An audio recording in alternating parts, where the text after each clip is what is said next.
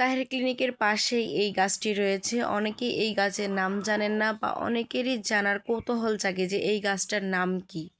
তো শুধু তাদের জন্যই ভিডিওটি। আমি রাস্তা দিয়ে যাচ্ছিলাম, ভাবলাম যে আজকে এই ভিডিওটা করি।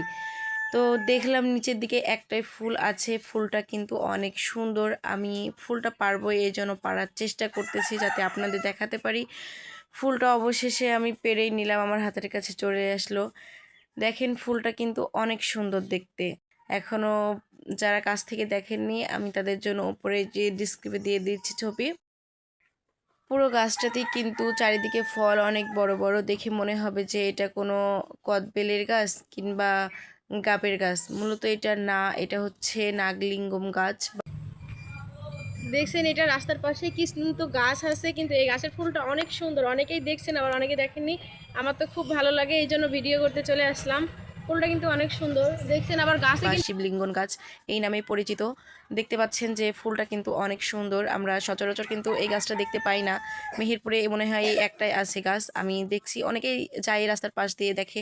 তো ভাবলাম যে এই ফল কিন্তু একটা পেড়ে দেখবো, এবং এই ফলটা সাইজ কিন্তু একটা বেলের সমান। ফলটা কারণ আমার জানার এতটা ইচ্ছা যে এই গাছের এই ফলের ভিতরে কি এত পরিমাণে ফল ধরছে। তবে ভাইয়াকে দিয়ে পেরেই নিলাম লাস্ট অব্দি। ভাইয়া চেষ্টা করতেছে পারার, কারণ আমি তো বলছি পারতেই হবে, আমি দেখবো ভিতরে কি আছে। অনেকের জানার ইচ্ছা, আমারও জানার ইচ্ছা, কারণ আমি দীর্ঘদিন থেকে এই গাছটি এখানেই দেখতেছি।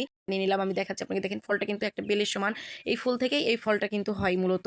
অনেকের জানা নেই, জানার আগ্রহটা, তাই তাদের জন্য ভিডিওটা আমি তাদেরই দেখাচ্ছি।